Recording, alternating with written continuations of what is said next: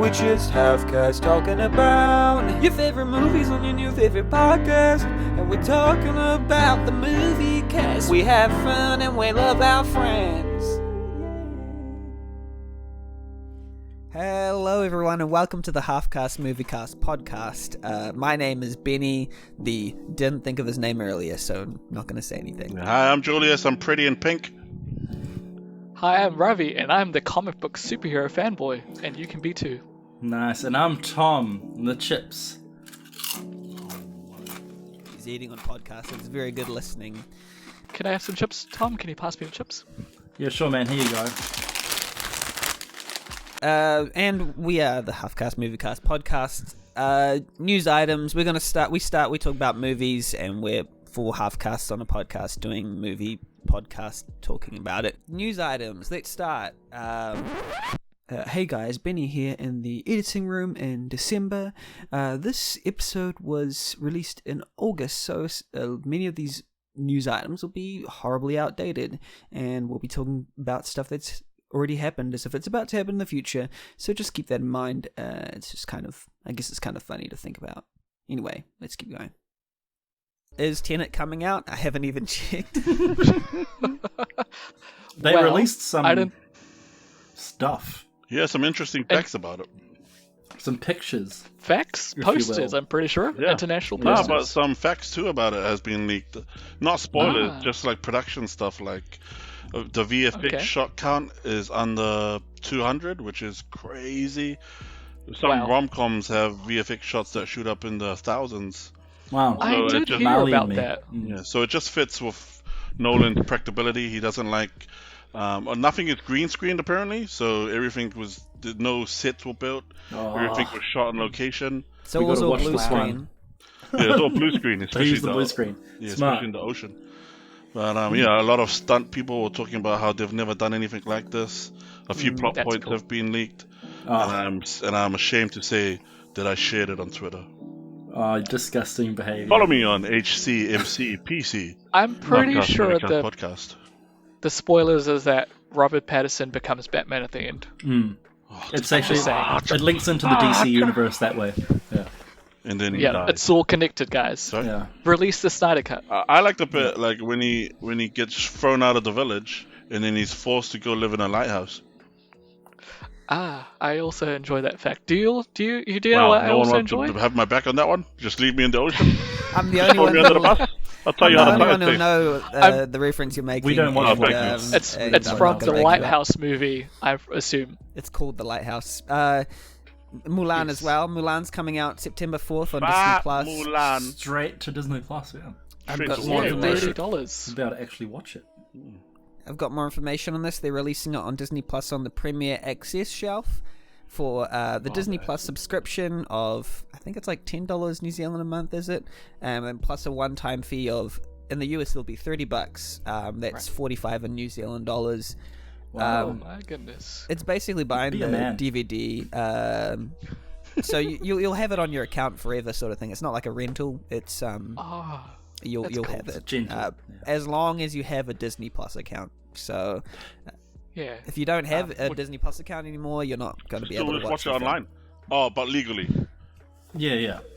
That's of course. MulanForFree.com. Mulan. Can just to go back to the Tenet news article that we had before. Unfortunately, we are not going to be able to see it. Unless you're online. The rest of the world. Ends before then, eh? Yeah, we're not going to ever see it. Well, unless you're online, you know. But legally. I mean, what were you saying, Ravi? Yeah, you're not going to be able to see it at all. Yeah, I mean, not being able to see it. I'm just saying that when it does come out internationally, New Zealand's in level 3, which means that we cannot go to the cinemas. Oh, that's right, 27th. On the release date. Is it 27th or 26th? I think 25th. One of those days. 24th. 24th? Yeah, which is kind of. I think I'm pretty sure you're right, Julius. I'm pretty sure it's 27th, which is just the day. I think the day before we find out if we are staying at level 3. So hopefully, for the sake of Tenet, we get to watch it and not get spoiled. Oh, no, maybe our Prime Minister is really keen to watch it. So she puts everyone on level 4 so she can go watch it. Yeah, so she can go watch it by herself. All along. Conspiracies, I knew it. It's probably one of the more whack conspiracy theories I've heard. I'd say it's the more believable one. But going back to Mulan, I'm pretty excited about it. Do you think that with Mulan going onto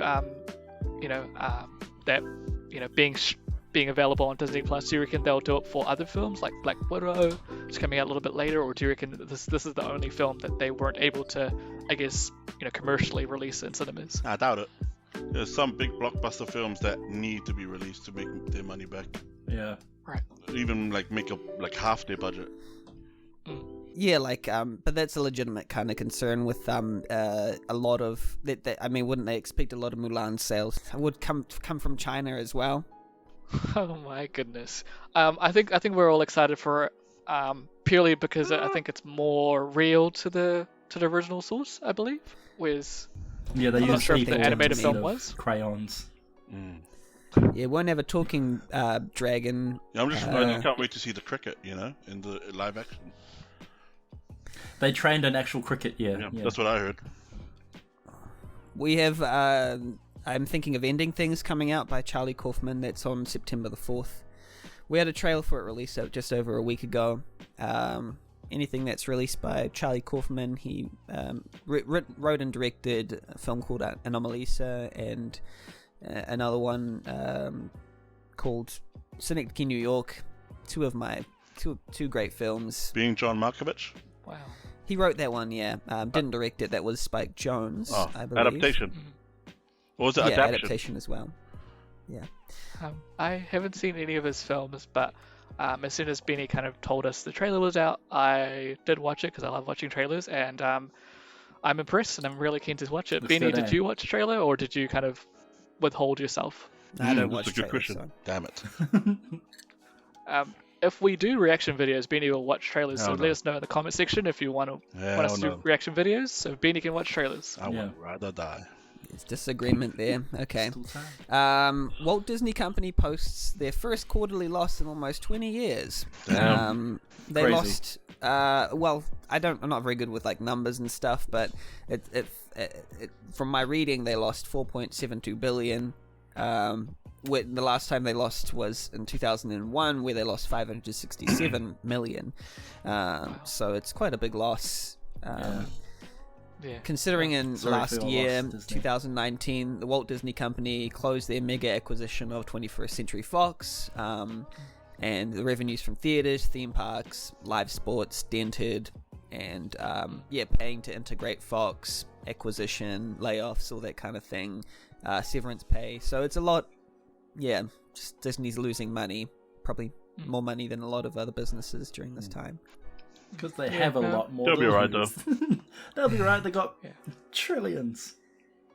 The other thing keeping them alive right now is Disney Plus. So it's their subscriptions, the movies that are being played, and stuff like that. So. Yep. I'm supporting Disney in that way. I've got a Disney Plus account. Had one for about a year. I think I watched Mandalorian. And I just haven't touched it since. I haven't cancelled my subscription. A little bit like Benny and his Zoom subscription, You should get into Clone Wars, bro. Yeah, I might. Actually, that's a good idea. I think I'm going to watch Clone Wars. Amazing. It's probably one of my favorite. Yeah, it's probably better than most of the films. I'm legit, I've heard that. People say, it's amazing. It's incredible. Scrap everything else. Just watch Clone Wars. Yeah. Well, I agree. Yeah, now I have to say, I think it was expected that Disney would kind of go back. Buying out Fox, 20th Century Fox was such a big.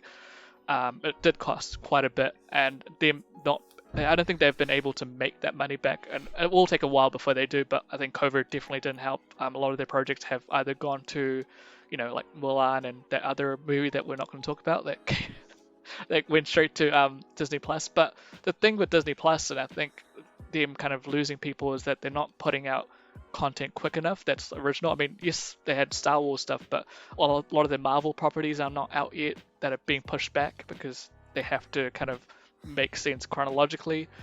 So they're not really making much. I mean, people that like nostalgia are buying into it, but there's not enough original content to get revenue. but COVID's definitely not helping. Yeah. John Wick 5 is confirmed by Lionsgate. It'll be shot back to back with John Wick 4. Yeah, I saw that. Pretty exciting stuff. I just can't wait to see who they put him against. Is John Wick 4 a spin-off of Halle Berry's character, or is it? How dare you. I personally haven't seen anything past the first one. I did watch the first one. I just haven't got around to watching. It is on my list, but I just haven't got around to watching 2 and 3 yet. But we all know that it was going to happen. Guy, eh? Nah, yeah, it's still John Wick. It's still his story. They were planning to make a TV show called The Continental. That didn't go through. Ian McShane left that project apparently because it sounded boring. They're planning to do a number of spin-offs, but all of it is just ideas at the moment. They also have a video game, right, coming out? They do? Benny and Tom. Yeah, sure. You guys might know about it because you guys are into games, but I think there's a video game. You guys are into games. Nah. I Board think games. Okay. John Wick Hex or something it's called. I don't know. John Hex. John Wick Hex. The animation looks looks really cool for the game. I've seen a few trailer footages for it. All I know is it's like a tactics game or something. It's not really what you'd expect fully from it, because it's sort of like a. It's not a first-person shooter then. No, I don't think so. But I mean, it's quite different in that way because I think you use like the environment and placement and stuff to like execute some stealthy missions and stuff.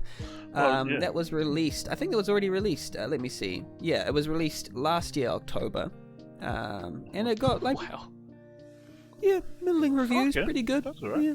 John Wick is quite known for its world building and its whole assassin world, so. Understandable that's the route they took, but I can't imagine a John Wick game without being a like first shooter or something. But I guess I think you're thinking of Cyberpunk. Was it Cyberpunk or Cyberpunk? Cyberpunk 2077. 2077. Yeah. Cyberpunk. I still remember when Keanu Reeves came out during that presentation, and during his speech he said breathtaking, and this man from the crowd screamed out, "You're breathtaking." It was such a good moment. Yeah, I just remember all the memes from that press conference. A whole lot of memes came from that, Yeah. Incompetence. Nia DaCosta lands directing role for Captain Marvel 2. They directed Little Woods, apparently, which critics loved. Isn't that one of your films, Ravi, Little Woods? Never heard of it before. Okay. I do know that she's done something else, which I think Benny will mention. What has she done? What did she direct? Did she direct another film that I don't know about? Candyman, that's coming out. Okay. Yeah. So and that's the only thing I've seen from her, which looks amazing, by the way. It's like a spiritual sequel to the original Candyman. So, I mean, I'm excited for Captain Marvel 2. I think Julius shared some kind of speculation of what the movie is going to look like, and it sounds really amazing, like kind of like a Civil War kind of film with a lot of characters. Spoiler alert. But she looks. Her film Candyman looks really cool, so I'm excited for it. Yeah, and before we go to our final news item, I think there's also a Blumhouse film coming out, a Blumhouse collaborative film. All right. Yeah, okay, let me actually find there's like 8 different films. It's going to be a collage of 8 different films, 4 of which are going to be released this October, and then 4 of which are going to be released next year. That's pretty solid. Yeah. And they're going straight to Amazon, eh? Yeah, Amazon original movies. Yeah, so it's interconnected horror films, so I think they might be in the same universe or something. Okay. Seems like quite an interesting idea, creating their own Blumhouse cinematic universe. The PCU. Centering around family and love as redemptive or destructive forces, and probably contractually obligated to have like one jump scare every 5 minutes. 'Cause that's what Blumhouse does.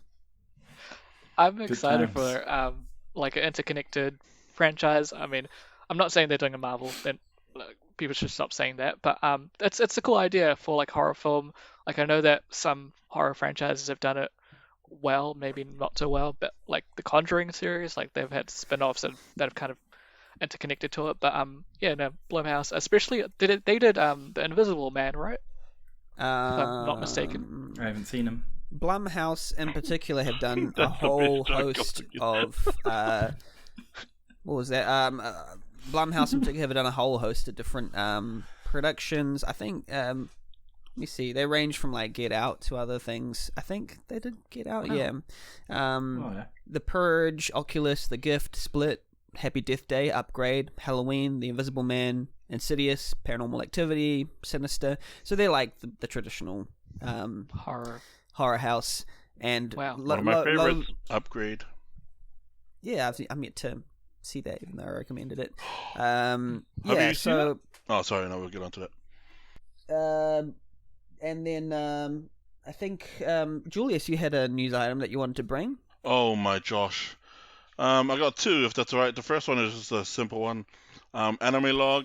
Over 30 Japanese anime studios are going to offer around 3,000 free titles on their new YouTube channel, which is going to be called Anime Log. So it's like animation production studios like Toei Animation, Shin Animation, Kodansha. I can't remember the rest, but there's around like it's around 30, and a lot of them are quite huge. But they don't. Some of the huge ones aren't involved yet. I hope they were, like Ghibli, and I can't remember the other ones. But yeah, so that's a pretty cool thing. I know you guys are into anime. The main news I wanted to bring up was I remember I shared this on our group chat, and all I said was the bad news bit, because I was so sad. Like I literally cried in my sleep, guys. Wow. And I was asking someone to hold me, and so I held myself. And the news is the co-creators of Avatar: The Last Airbender, Michael Dante DiMartino and Brian Konietzko, have departed Netflix's live-action adaptation. If you're huge fans of Avatar, the cartoon, which I think is probably one of the greatest TV shows in the world. All time. All time, right? Yeah. The context is they were brought in as executive producers and showrunners in 2018. The whole world was like, oh, Netflix is going to make an Avatar: The Last Airbender series. And then when the names were attached, they were like, yep, looking forward to it. But then, just recently... No longer looking forward to it. Yeah, DiMartino revealed in a letter to his fans saying, the quotes are quite, like, you can read into them yourselves, but some of the funny things he said is, Netflix's final production might turn out to be a show many of you end up enjoying. He also said something like, whatever version ends up on screen, it will not be what Brian and I had envisioned or intended to make. So, pretty haunting news if you're a huge Avatar: Last Airbender fans. Have you guys watched Avatar: Last Airbender? Yes, multiple times. I haven't watched the whole thing. I've watched bits and pieces. Just putting out there, I'm not really into anime as much. I mean, I do watch some things, like, but not all of it. But I think that's a massive loss. And again, it's sad to hear creators kind of come out and say, hey, even if it does come out, it's not our vision. And it's happened so much over the last couple of years. It's kind of sad that studios, that there's a fallout because of creative differences. We've seen how things have turned out, things like Ant-Man or even Solo recently, or even there's been things that it could have been greater than it was, but it's sad. Yeah, that's all mine is. I literally cried. I can imagine. You sounded really sad. I was so gutted when I heard that. Literally, like, I was so gutted. I do have a question for you to follow that, because I know a lot of people were kind of thinking about what will happen next. Do you think they should shut it down, or do you reckon Netflix will continue Netflix regardless. is going to continue Next week regardless. continue. Yeah. We're gonna make money out of it. I think so. Shut the whole thing down. Do you reckon For a they should get Netflix. M. Night Shyamalan back for it? Whoa. Redeem himself, Whoa. Give him a second Some chance. people said Not that. enough people No, give he him a doesn't second deserve chance. a second chance. Or third or fourth. Have you seen that movie? In the toilet, for all I care. Number 2. I mean, he could ruined direct one a of my film with his greatest eyes shows. closed and his brain shut off. Yeah, I think he has. Sorry? Actually, you're right. He's already directed several films without his brain. That's Fine. Hands up here. Yeah, Hands up. Just two quick news articles. Following our last episode where I gave some leak Spider-Man 3 name reveals, which turned out not to be correct. Home Safe apparently is not the name of the film. Good. Apparently it's called Homesick now. So Sick. Sounds thoughts better. about Man, Better than Home Home Safe. Safe, because Home Safe is just like, what? just hits too Homesick close is to like, home. I think oh. homesick is like you're sick of home or you're sick at home because you have a deadly virus, or it's like it could be like that could be the plot of the film is that everyone's just at home. Zoom calling each other. very relevant. Or very everyone's in lockdown except for Spider-Man, and he's homesick. Maybe it should have he is been homesick. Home 6 for Sinister 6. Oh, that's good thinking. Some people didn't like that particular title. They're like, well, it sounds like it's Sony kind of like taking a dig at Marvel and being like, well, Spider-Man's kind of sick of being in the Marvel Cinematic Universe and he wants to leave now. So I don't know, that you can take it up for interpretation however you like. But my last article was it just dropped like I think maybe a couple hours ago. But this is funny. Ryan Reynolds launched Mint Mobile, a streaming service that only offers one movie, the 2003 Canadian heist film Foolproof. Starring Ryan Reynolds. Nice. It's hilarious. If you go on that streaming service, it's set up to be exactly like Disney Plus or Netflix, but it's different pictures, different like links to the same film, and all of them are just different pictures and stills of him from the film and different characters. It's hilarious. He's such a troll. It really Only is. Ryan Reynolds could do that, eh? Sounds beautiful. It is. It's quite beautiful. Someone say it's foolproof. Nice. Wow. Oh, my Yes. news item that I shared in the chat was Dwayne Johnson is the highest paid Hollywood actor 2 years running. Get it, Dwayne Johnson. Oh. He's my cousin. No actually. surprises. Yeah, I believe Is he really? that. He's my he's really on my mom's Samoan side. That's like related to her other like the Samoan side, just like her left leg. Oh, that's why muscles. What? Dwayne Johnson, yeah, he's No. number 1. Who's number 2? I believe it's The Rock. Yeah, bro. Yeah. The Rock came second. Better not be Vin Diesel. It's so he gets paid so much that He Dwayne Johnson is the highest paid, but he also files some of his earnings under The Rock, and The Rock is also second highest paid actor. I was going to also say about Spider-Man, Sick at Home edition. It's quite likely that maybe the villains will be some kind of far right conspiracy theorists who say that Spider-Man should no longer wear a mask. So Yeah. I think that might be what it because Imitating That's life, it. eh? That's Everyone else That's got very sick, relevant. but Spider-Man's not sick because he wore a mask. has a mask. Yeah. Oh, wow. Yeah. But Batman So would now- be sick because he has like the opposite of a mask, which is just like open over here.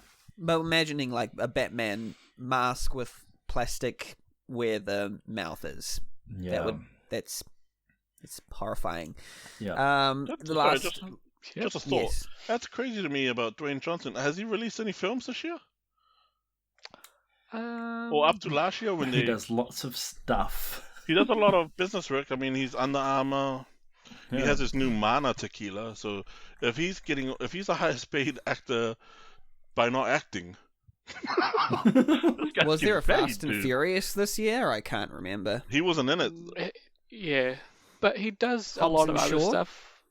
I think it's all Yeah, his that side was hustles. still last year. Hobbs and Shaw, Yeah. Jumanji. Was that he's the a- year just passed? Yeah, I think so. Yeah. Yeah, Ryan Reynolds was second, by the way.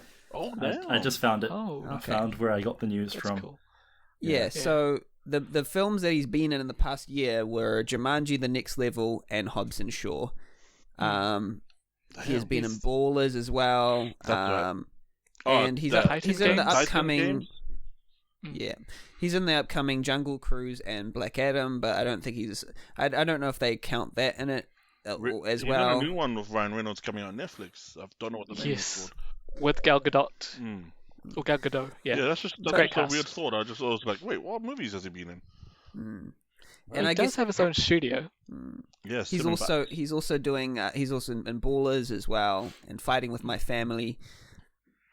Love that movie. Yep. All right, that's good. That's great. And the final news item is that Detroit's glorious RoboCop statue is nearly a decade in the making and is almost done. Ooh. Apparently, someone convinced Detroit that a great mascot for their location was RoboCop.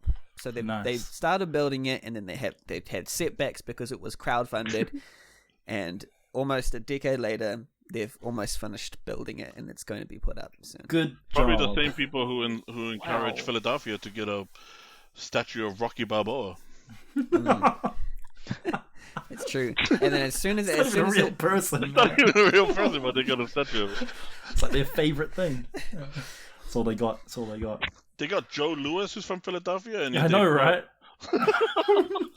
They got a real guy, but they got real boxers, but they were like, nah, we'll get that guy who. Let's get this fictional guy from that movie who yelled Adrian once. Yeah. Let's go on to films. I'm going to start with we'll go through films that we watched this past fortnight. My film, I was going to watch The Old Guard, but I didn't get time to finish that. But I ended up finishing Never Really, Sometimes, Always. Ah! Yeah. Review Bombers gave this 1 on Metacritic. I didn't realize it was going to be American. It's sort of like an understated, sort of like beautiful, important, disturbing film. Empowering, disheartening, clinical, emotional, realistic. It's a movie about very important topics, but it doesn't really beat you over the head with them. It's really well done. And it's on it's on the contentious topic of abortion, and she's underage. She wants to abort her baby, but she goes through the quite emotional process with her friend, and various trials occur. I thought it was really intense. You've seen it as well, Julius, right? Yeah, I loved it. It's in my top 10 of 2020. I agree with everything you said. It's such a sensitive film. It's really patient. It's not hard to be in the top 10 of 2020, though. That's true. Yeah. It's one of the films I've seen a lot of films, though. Because I don't have enough time to watch films, so I agree with you. It's the issue is hard, but deep down it's about a powerful story of friendship and never giving up, resilience, all that jazz. But I absolutely loved it. Yeah, I recommend it to all my boys to get study up. I've never heard of this film before. And Benny, did you say a Metacritic got a 1? Is that good or bad?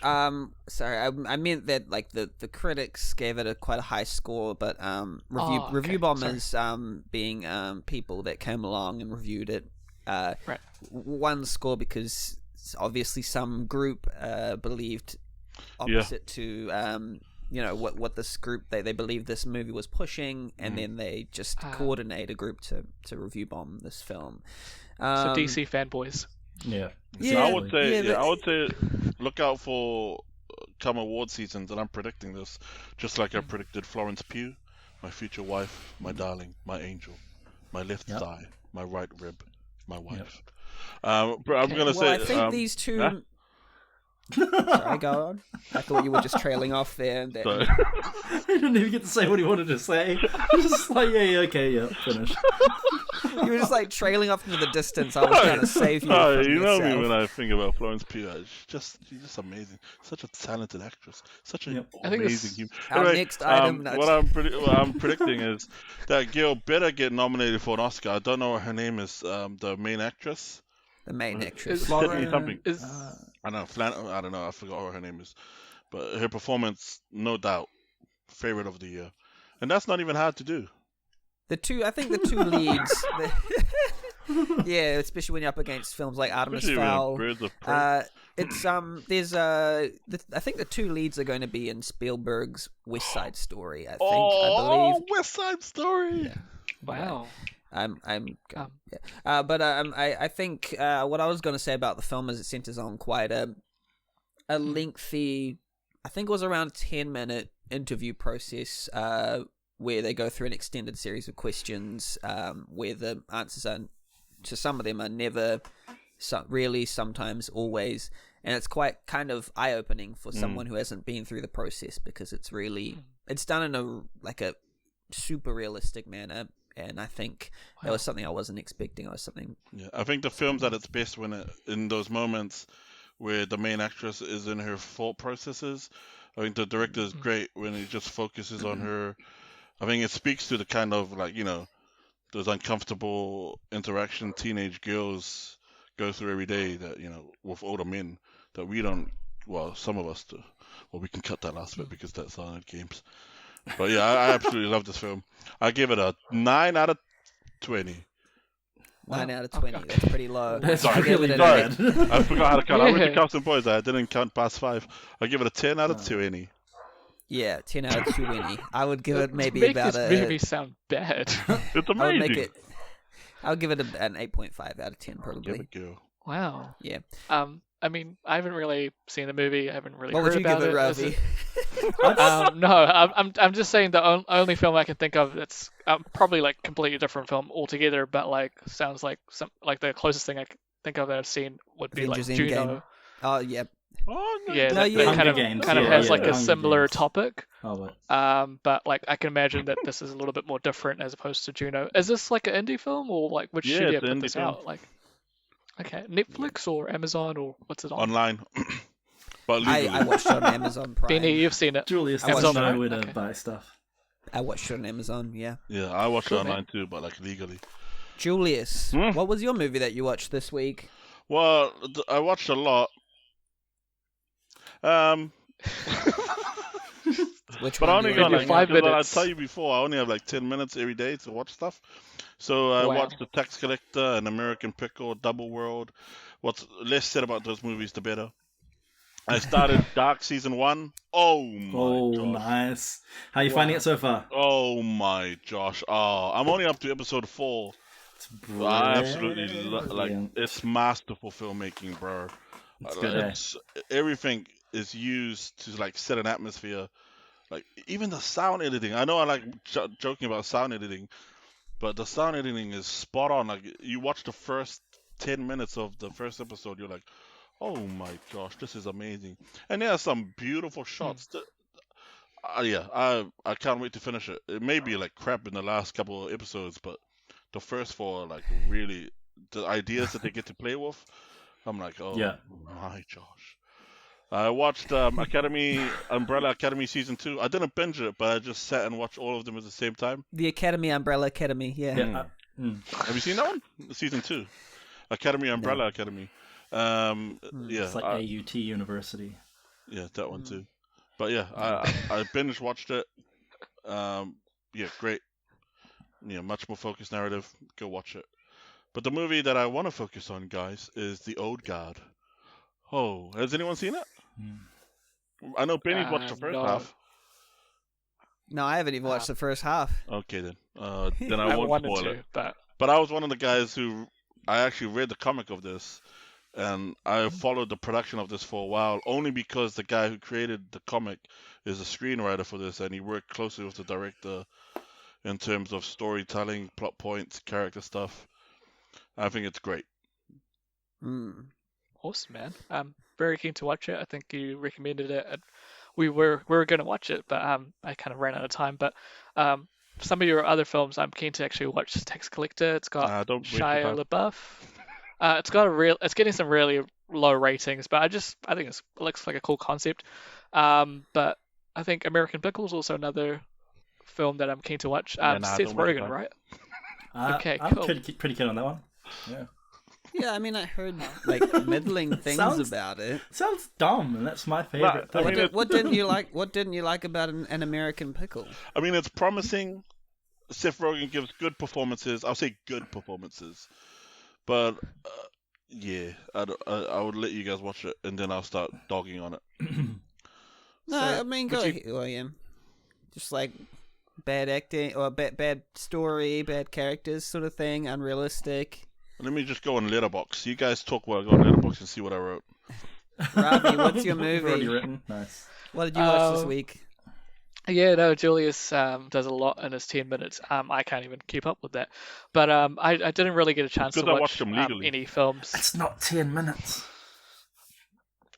His supposed 10 minutes. Yeah. I didn't get a chance to watch a film the last fortnight, except for the one we were recommended to watch, or we watched for the podcast. Yeah. But I've been just watching with my 30 minutes a day. I've been watching my sitcom for the time being. Big Bang Theory finished season 10 up to season 11. 2 more seasons to go to the finale. I mean the series finale.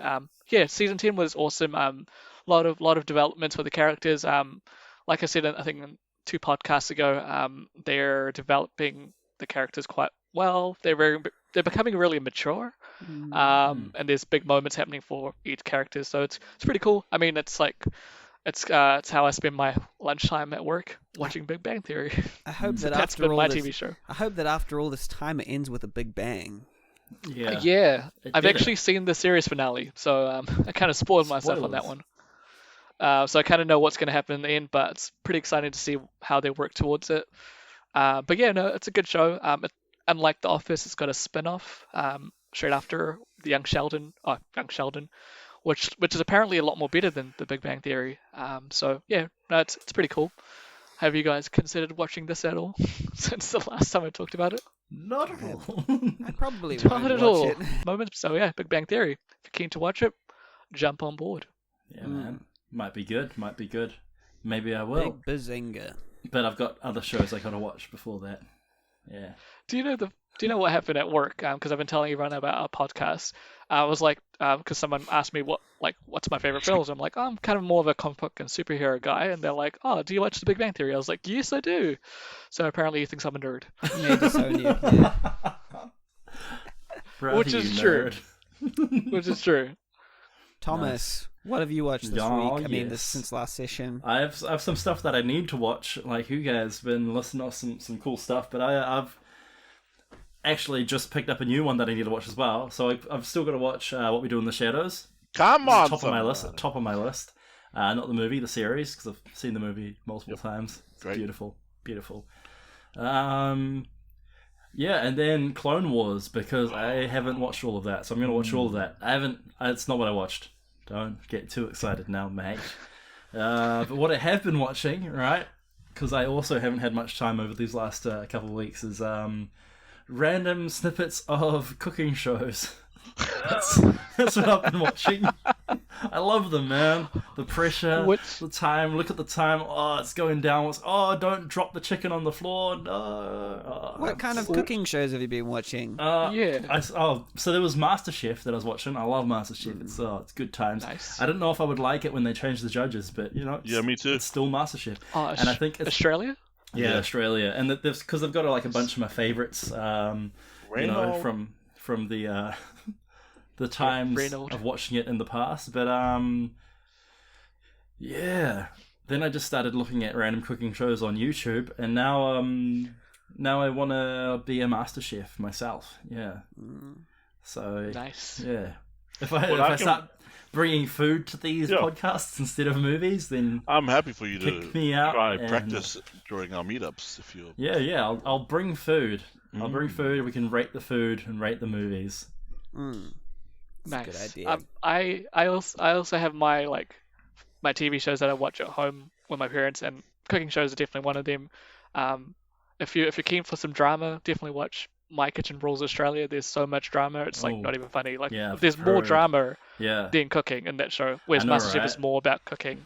Yeah, so it's. I used to love My Kitchen Rules before they started making the drama more prevalent in the home cooking. I remember the first couple seasons, there was all like rarely a person who would judge the dish based on the character or the person, or like, or based on their placing in the thing. Yeah. They always judged it based on how good. Even like the most evil people around the table, the early shows, they were like, "Nah, this was actually great. I give it a 9 out of 10." And in the recent seasons has been all like, I forgot the word of it, but something drama, like forced drama, where they're telling people to beat eggs and a-holes and taking away from the cooking. But that's why I stopped watching My Kitchen Rules.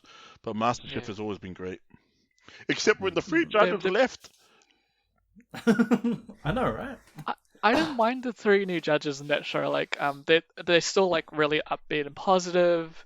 I think one of them actually trained under Gordon Ramsay, Jacques.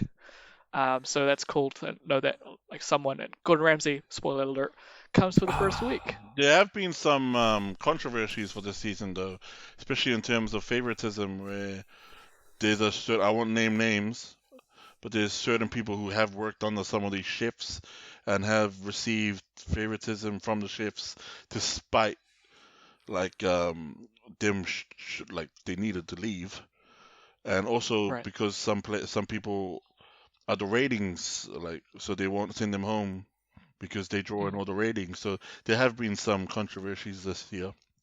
But overall, it's spicy. Hey. Yeah. Just like the food.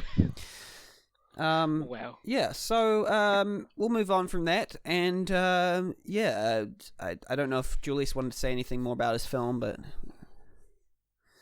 Nope. Yeah, Magic I think Mike? you were looking up something, Ravi's Julius. films? Oh. No. Oh, wow. Flip. It doesn't Weren't matter. you looking We up can something move on on to Letterboxd? Shaolin Soccer if we can. Sorry, I didn't look up, but we were talking about, what were we talking about? We were talking about cooking shows, and Benny asked about... An American Pickle. It doesn't matter. Oh, American Pickle. That's right. Oh, yeah. That is Ravi's film, right? Yeah. I don't remember what I wrote. I just remember thinking, man, this isn't... Like, it's not funny. It wasn't funny to me. Like, it wasn't a comedy. Have you already seen it? Yeah, I watched it online. Spoilers. During my 10 minutes. 10 minutes, yeah. Like, legally. Congrats on looking up the review, just to say it's not funny. All right. Sorry guys. He's one of those comedians going and like branching into serious movies. Then must be. Must be. This is a running theme in our podcast. In such a hectic time in the world, what do we need is less laughing. Less laughter. Yeah. Who brought this movie? Julius. Well, that's a nice segue into this movie. This week we're talking about the movie that I chose for us to watch, was Magic Mike Extra Large. Sorry? Come on. Sorry. The movie is called Shaolin Soccer. Yay! I watched the first one. I know me and Tom have seen it before. Oh no, Tom hasn't seen it before. I've seen it 10 times. Well, there you go. Oh my goodness. Shaolin Soccer is about a team of Shaolin monks participating in the game of soccer to promote the Shaolin ways. We follow this man named Singh, or Stephen. It's directed and written and starring Stephen Chow, who plays the main character, obviously, if you've seen his movies. That's just a side joke. But yeah, it's such a great film. I like it. It's not a perfect film. But what are you guys' thoughts? What do you guys think about Shaolin Soccer? It is perfect because it was funny. In ways, it is perfect. Yeah, there's a lot to admire about its perfection. It's perfect as long as you ignore all of the flaws. Yep. All the flaws are intentional. I like looking at it. It could be the most perfect film in the it. world or the dumbest. Probably both. There's a fine line. Yeah, it's over the top. Yeah, what are you guys' thoughts? How about I liked it. I mean, silence? I liked it. I mean, I thought it was just it's sort of it's a vibe, for some reason I didn't realize it was directed by the same director who made American Hustle, not American Hustle, Kung Fu Hustle. American Hustle is very David O. different. Russell.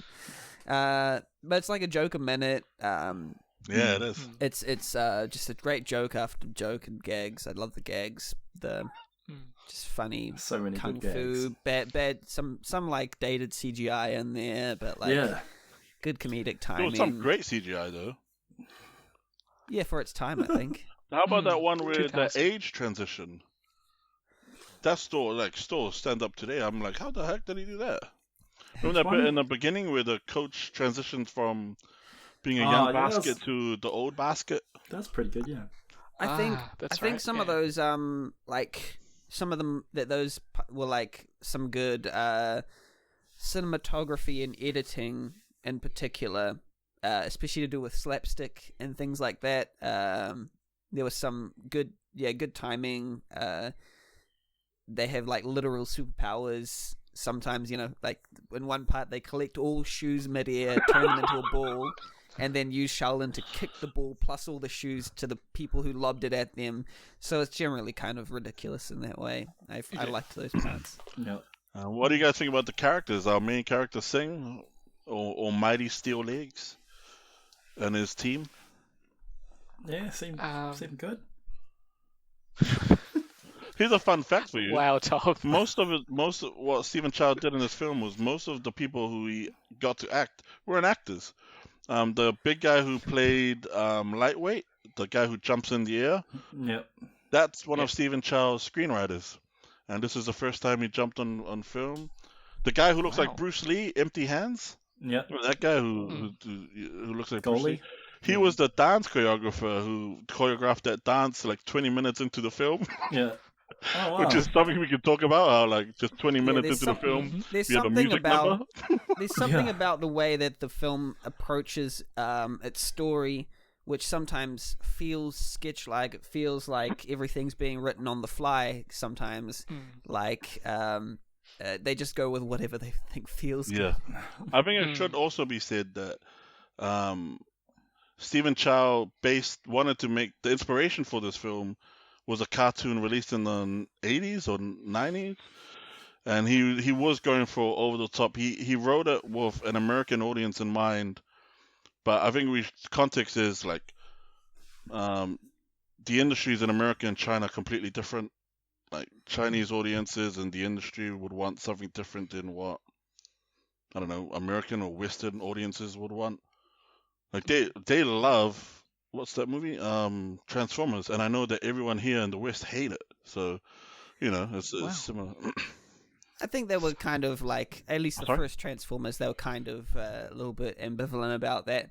But I think, like the whole thing feels like a cartoon. That's what's great about it. A lot of it ranges from some more realistic scenes to just going a bit crazier, and then at some points, like, it begins to get to the point where I can't even recognize what's happening on screen half the time.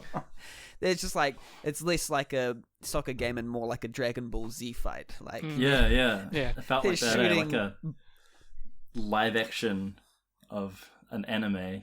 Oh my gosh, that's a great description. Yeah. A live action anime. It is. But I also think it's like so self-aware without being like, without hitting me over the head. Like, cause there's some movies that can go like absurd. But like that, except for that guy who just keeps hitting the guy over the head with the bottle. Yeah. And he like pulls his like jacket back, and there's like several bottles just like ready to at the ready. It's that sort of like willingness to be absurd to the extreme that sort of characterizes Stephen Chow's humor. I think it's one of my favorite films that I remember. I watched this as a kid, and one of the things I would always remember is them in the bar singing, and like I always thought that bit was improv, just the way that they laughed at each other. Like it was like, I'm Mighty Steel Leg, and he's like, he's Steel Leg. They just look at each other and laugh. Like it was just, I just remember that.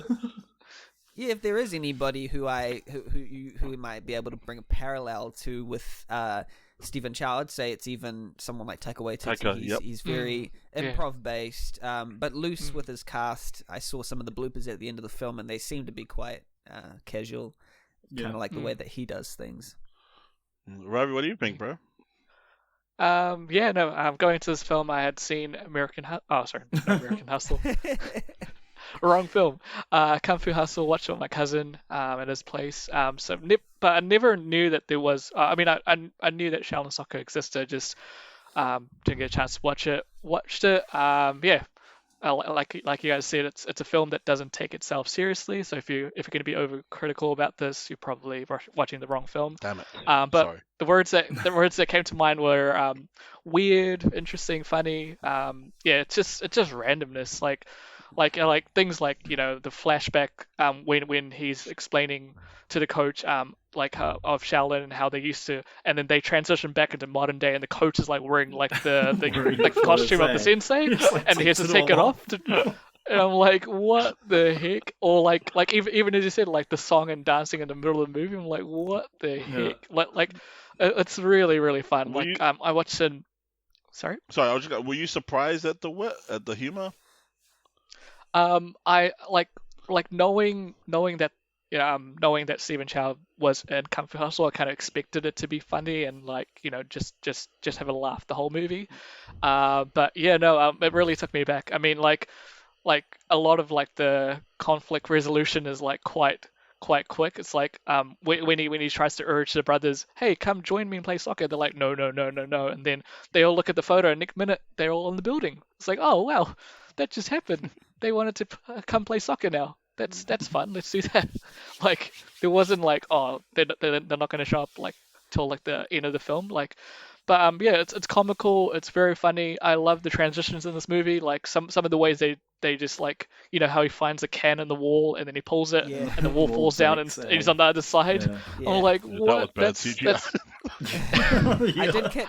I did catch some distinct Kung Pao into the fist vibes as well. Oh wow! Right, by nice. Odenkirk. I think the difference between Stephen Chow, Kung Pao into the fist is like this funny he dubs over and puts himself into like older kung fu flicks, but recontextualize them to just be stupid and silly. I think it's quite funny, but I think the thing that I appreciate about this was coming from the Chinese person's perspective rather than an American coming in and knocking and mocking someone else's culture. This was like someone who already understood the culture and it was within the culture's bounds. I felt, I got those vibes. Yeah, nice. I was gonna say there's that one line where they, I think it's halfway through the film where they're starting to play in the tournament, and they're coming up against all these girl looking people. Oh, the girls with the mustaches? The girls with mustaches. Yeah. And then they start like doing all these moves, and they're like, it must be special effects. Yeah. Yeah, that was like one of the most fourth wall breaking lines I saw. Yeah. One of my favorite lines was when that guy took over an Iron Shirt, became the new goalie, and then he randomly calls this person and he says, for 20 years, I know we haven't spoken for 20 years, but I want you to know I love you. And then he just hangs up like, what the hell? What the hell? That was amazing. Because what happened is, because I just saw the movie like before we started, and actually the guy that's on the other side is actually the husband of the lady. He's like, oh no, this is the husband. He's like, oh, can you tell your wife? That joke. Just to give a bit of context as well, I think the way the film kind of starts, its premise is sort of based on a guy who gets wronged by some evil dude who organizes a hit on him basically to beat up and trash his legs, so now he can't walk properly, he can't play soccer anymore. But then he comes across a dude who wants to refashion the world, because apparently everything's better with Shaolin. Everything you do, from cutting a hedge to boarding a bus, it will be improved by learning Shaolin. But then he's like, wait a minute, why don't you start a soccer team with Shaolin? And I just loved the funny moment where he just realizes, like, yeah, let's do it. Like, out of nowhere, I thought there was going to be some resistance, like, no, I'm just tired, because he'd been like struggling up until then. But the way that it was directed, I think the joke was meant to be that the realization he wanted to make a soccer team was so sudden and so brief that it was just like, yeah, it was supposed to be. I think that was supposed to be the joke there. There were some jokes. There were some jokes also that I wasn't sure whether they were supposed to be jokes or not. Particularly, I will say one of the the biggest weaknesses for me in the film. I couldn't come to grips with this film's relationship to women in general, and the romantic interest and how that all links up, sort of thing, because it's like I didn't really get what they were trying to say with all that. Yeah, especially, but what I do appreciate about it is Stephen Chow did do a little in terms of distinguishing Mui, which is the only female character we get with a name, I think. Separated in that she speaks Mandarin while everyone else speaks Cantonese, and she practices Wudang Tai Chi while everyone else does Shaolin. So, but the fact that there were no other, the two girls in his who were the opponents. Yeah, I don't know. I'm with you with that. I don't know. She's got like acne on her face. She's made up to be ugly, but he appreciates her as beautiful. But that's supposed to be a joke somehow. He starts slapping her, and then like, and then she's like slavishly devoted to him, and then does some sort of like denying of him. It was all played for jokes, but like that was one of the things in the film where I was probably didn't age well.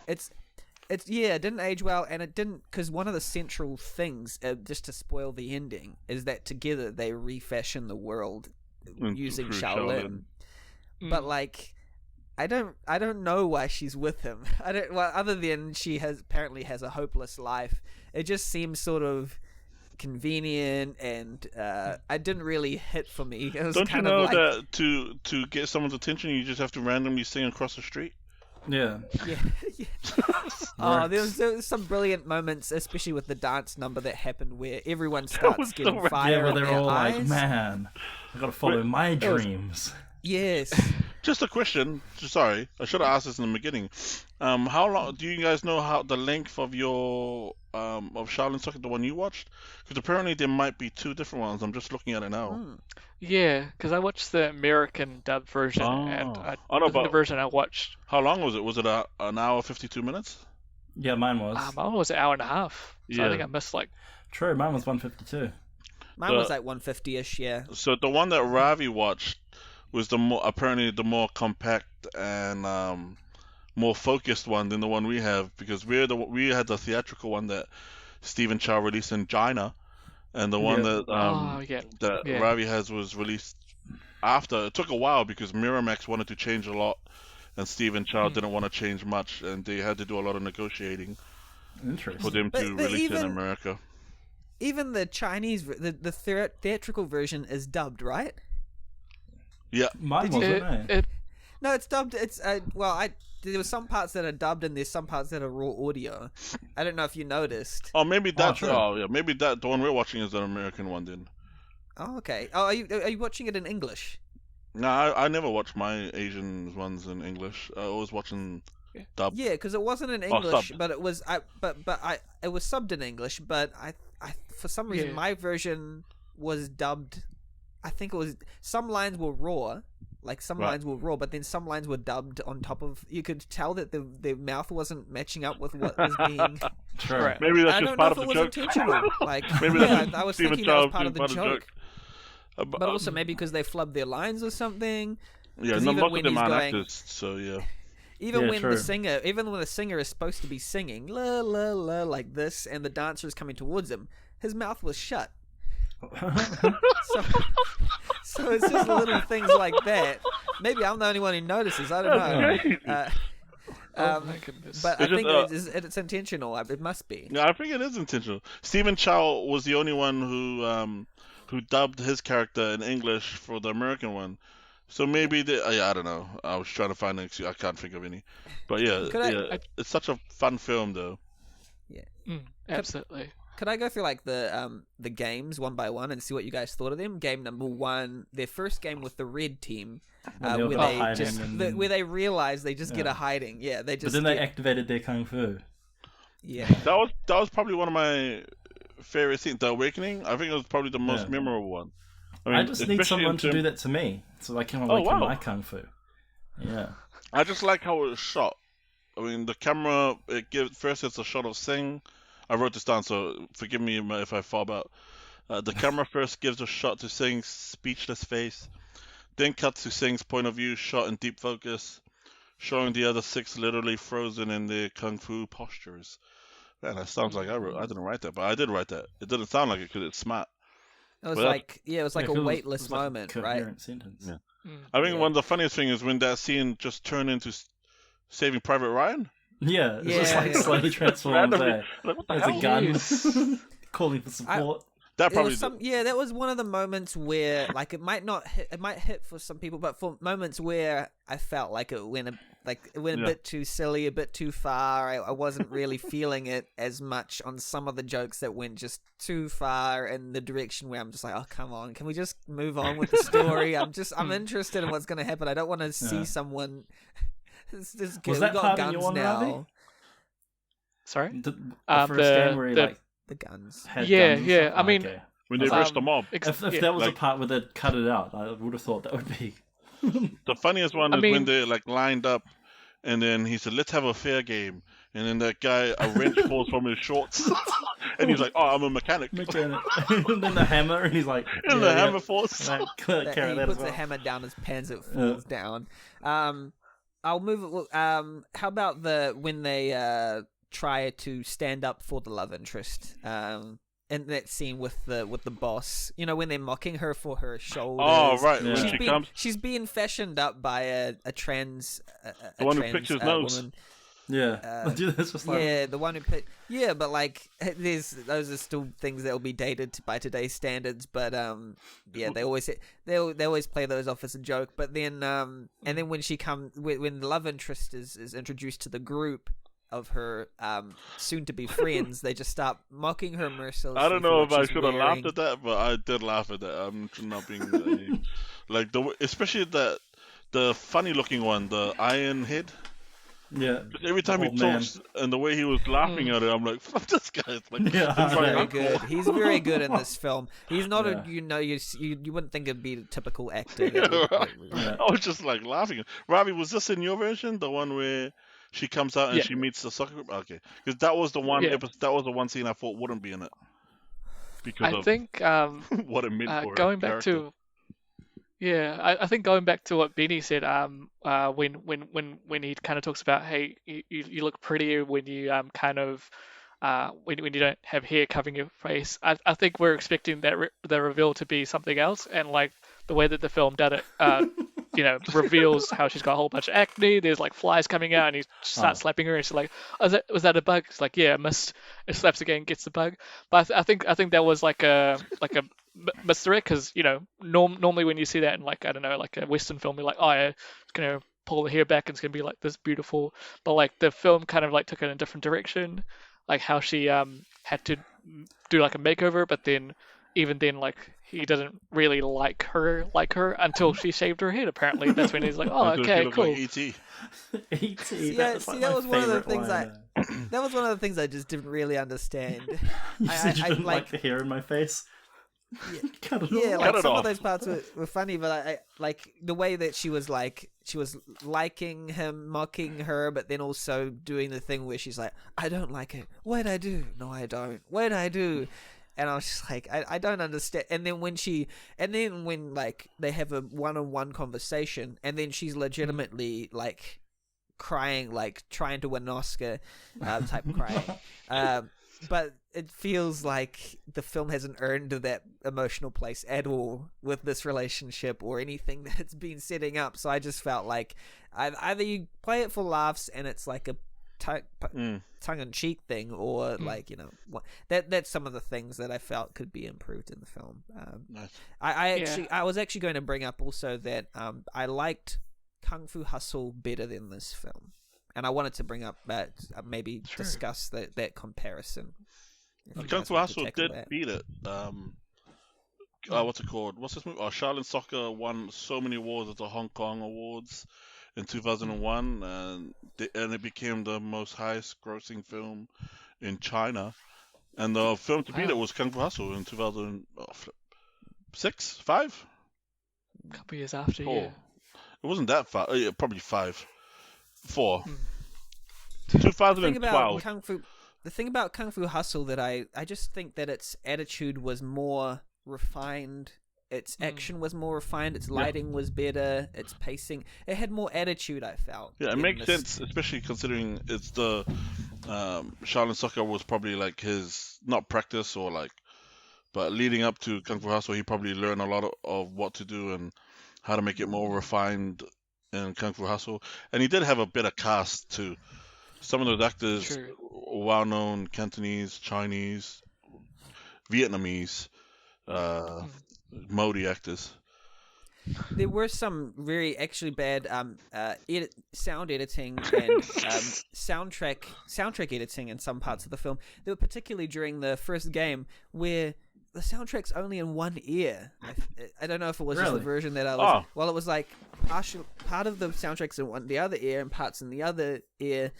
And I was thinking it was just maybe something to do with the copy I was watching, but I don't think so. I think they intended it for it because there was like a sad tune happening at the same time as the happy one, and it was supposed to have some sort of, but it was all panned to one ear. It was just, and then at the end of the scene, they the soundtrack continues on to the next scene and then cuts off immediately without any fading, and I just think it was sloppy editing.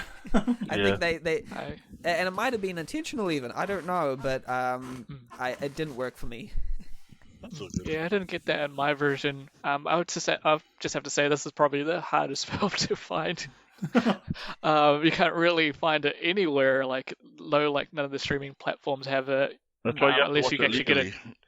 Yeah. Unless you get a DVD from somewhere. All the legal streams, they don't have it. That's what I was like Netflix, Amazon. That's why you have to watch the legally guys online. You're looking there. They have Kung Fu Hustle, but they don't have this. I'm not sure because if it's older film or maybe because of the multiple versions of it. But, maybe they're trying to cancel it because of its, some of its themes about trans people and stuff. That's True. But going back to what you said, Beanie, I think from like 5 minutes into the movie, I'm like, okay, this movie is definitely not going to take itself seriously. I'm not going to like I said, I'm not going to watch it critically, like going, there's going to be like this is going to like rock my world, type of thing. But this was fun to watch. The hour and a half that I had to watch this film, with lots of laughs. I don't know what was the main themes for you guys in this film, if there was any, because I know some people. I think someone posted up. Was it Tom or Beanie that was compared to The Lion King? That was music. just a soundtrack thing. Oh, it was a soundtrack. The ending theme. Some people have said, and I just clicked when I was listening to it. It's like, this sounds like this. You must have from good The ears. Lion King. Which song? Yeah, I didn't see the video. I'm an audio person, so I pay attention to that thing. Get a girlfriend. But like, no, it's the same. Like, it's a similar melody. It's not exactly the same, but it's enough for me to say, okay, I think there's very heavy influence from the Lion King theme here because it's such an iconic theme. It's a theme when adult Simba is taking his place as the new king. And it's the ending theme for Shaolin Soccer as well. Really? So I didn't even notice it. Yeah. You should you should watch that video. video. The YouTube on video. That's probably why I didn't notice any of those sound issues. Is mine had really low volumes for music, which was weird. That's that. I think that's what. Or is that just the normal copy? That is I think that's the normal thing. So I watched it with. I was saying there's sound editing issues in this film. Yeah, it was like I had it where the vocals of the voices were all just at a normal level, and then the music just sounded really quiet, and I couldn't hear anything. And so, it was just going to go with especially during the just first voices. game. Near the end, the music got louder, but near the beginning of the film, especially during the first game, the happy theme is quiet, and then you get a sad theme in the other. It was just sound mixing issues, and then they cut it off briefly. That's just how they did it. I think it was just because, like Julius said, maybe they didn't expect the amount of success that would come from this film, so they just didn't worry too much about the sound. Yeah, it was Stephen Chow's most successful movie to date. Like everything else he did was low key, not that much coverage. And then this came out and then it blew everyone out of the park, out of the soccer field. There's just something about Kung Fu Hustle's tight editing or something about it that feels punkier, more edgy, more refined. Maybe there was a different editor for the films. Yeah, and I think that's one thing that I think would actually improve this film would be maybe just a tighter hand on the editing, maybe less of the extra scenes that I didn't think, or maybe just some little pruning here and there. It's quite funny, but I was I was just looking for reasons why I didn't enjoy it as much as I probably might What a have, critic. for example. Kung Fu Hustle, yeah. That's probably why I enjoy Kung Fu Hustle more, that's all. Any other thoughts before we go into grades and conclusion? Yeah. I just have one thing to say. I think when they're coming up against some of the teams, specifically the team at the end, and even the team with the two ladies with the mustaches, I would have, because they didn't really address. I mean, we know that with that team they said, oh, is that special effects? Do we know if they had some kind of like? I think the last team they were all like they had some kind of syringe. Because they look like. They look like they had some kind of kung fu training as well. I don't know if that I don't know if they had superpowers or what. Yeah, I think it was just that syringe. I mean, they were Team Evil. Obviously, like if you're gonna name your team Team Evil, I mean, right. Black or White. Like this movie, there's not that much development there. But there's a scene where the crippled coach, the coach for the Shaolin Soccer, he's like after the first half, he's like, man, I've never seen these guys play like this. They're obviously on drugs or steroids. and there's that scene where they did take the steroids. So I love this scene where the bad coach is like, are we playing too dirty? And then his sidekick says, no, we're not playing too dirty. He's like, are you sure we're not playing too dirty? And he's like, no, we're not. It's like, well, then let's play dirtier. He like screams at the players to like play dirtier. Yeah. Play dirtier. Yeah, it's so funny. There's so many funny moments in this scene. And then the final scene where he loses, and then he's like, "What's happening?" Whoa! And then he slips and he tumbles down like down flight the of stairs, hits his head on a pole, and that's it. You don't hear from him again. Yeah, he died, guys. He died. Oh. You don't even show what happens to him. Where they just. Yeah, they just kick him down the stairs. There was a news article, I think, towards the end, because I just watched it before we recorded this, but I think it said that he got banned or something. Oh, he went to jail for 5 years. Okay. Yeah. Okay. Because of the players. He passed away. I thought he got a concussion or something. Yeah, he goes to jail for 5 years. I remember my subtitles said that. Nice. Wow, nice. And also, I do want to bring up the ending. I liked the ending quite a bit. In fact, it sort of brought it all back together for me because I forgot why they were doing all this in the first place. It's like and it suddenly kind of everyone it back. does kung fu. Yeah. It's like, and I was like, oh, that's right. His motivation was, I want everyone to learn Shaolin because it helps you. And I was like, that's a neat thing to take away from this film. I was like, what a good ending. Yeah, do a low. Sorry, did that mega kick that he did at the end kill the whole other team? Because they were all just like, they all just got and then it just like went straight to prize giving, and they were First of all, the goalie got stripped.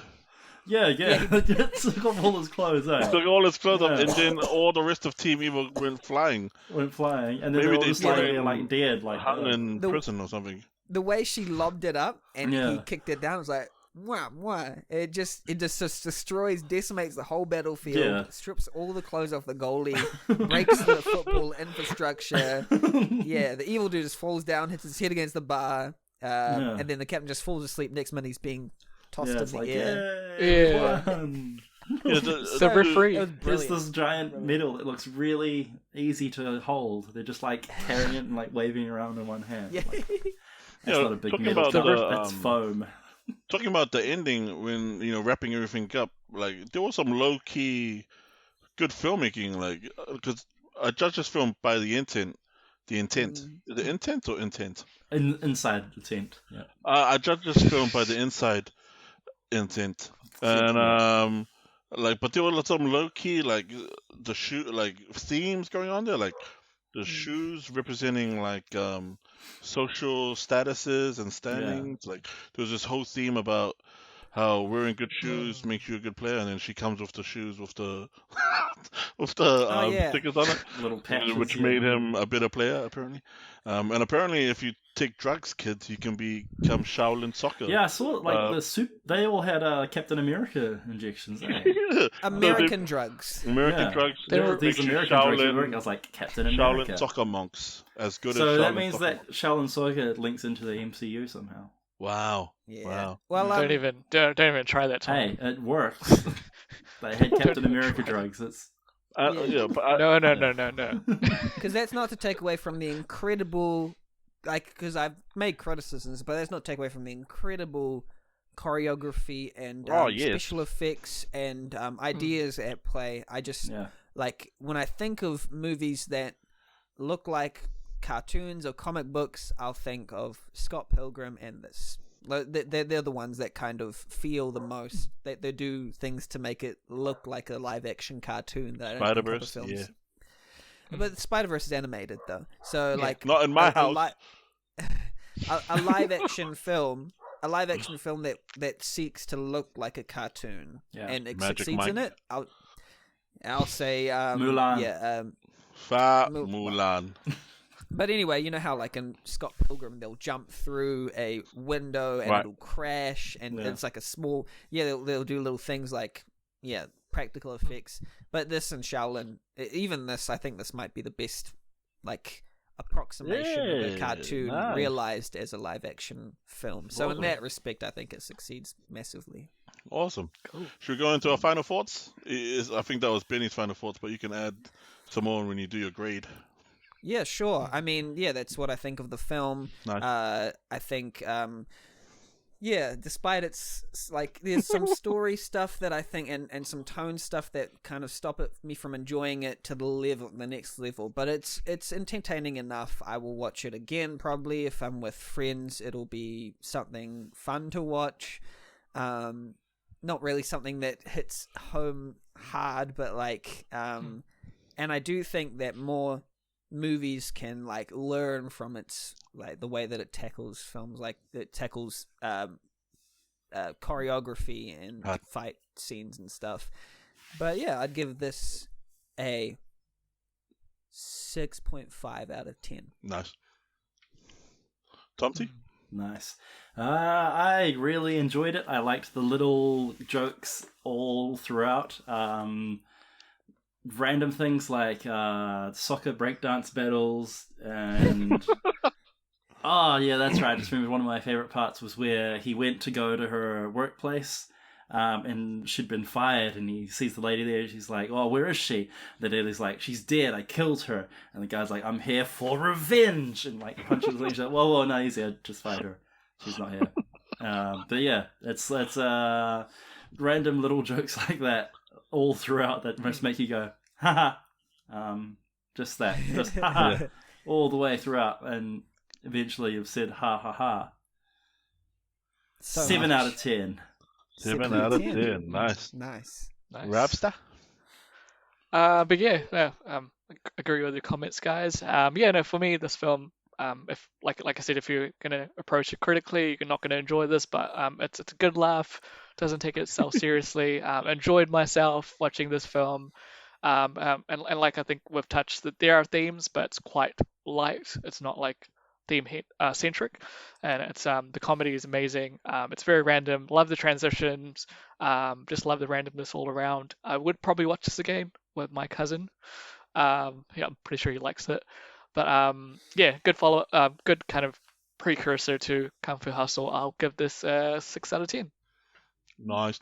Yeah, I agree with everything you guys said. You guys summed it up perfectly. A nice live action cartoon, anime, comic book movie.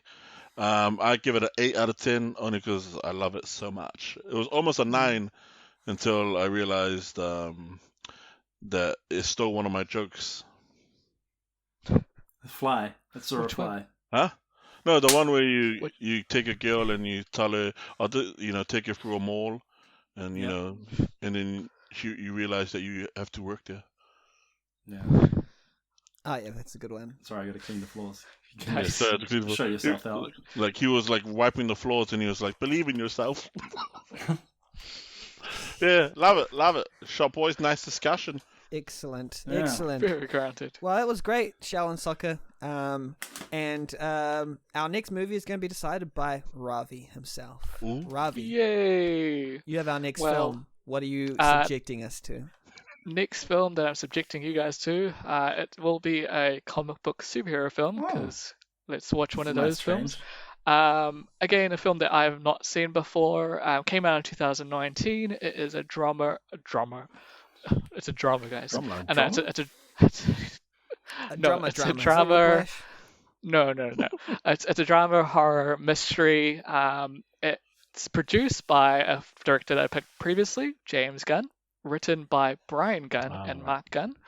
It is, I'll give you the synopsis. What if a child from another world crash landed on Earth, but instead of becoming a hero to mankind, he proved to be something far more sinister? Brightburn is our film, guys. Okay, That is a cool. film you can watch. Great. I have not seen it before. Yep. Pretty interested to see it. It's like a what if Elseworld story on Superman. Nothing to do with Superman, but excited to see it. It's a horror, guys. Get ready for it. Should we watch Okay. it together then? Oh, Nice. level 3. Wow. We can watch it over Zoom. gonna Brightburn watch is it our tonight. film. Let's go. Shot, good pick. Pretty excited. Good pick. Sounds good. Has anyone seen it before? 10 times. Nope. Cool. There we go. Fun times. Get to watch it Alright. together, guys. Brightburn is our film. Yes, and if you have any questions or questions you'd like answered, please, we'll probably put an Instagram story up soon for that. And let's finish there. It's been great. This has been the Halfcast Moviecast podcast. Hope you've enjoyed it. Bye, Peace. everybody. Bye. See you Enjoy later. level 3, guys. Probably. That's it. That's us. Nice. Woo.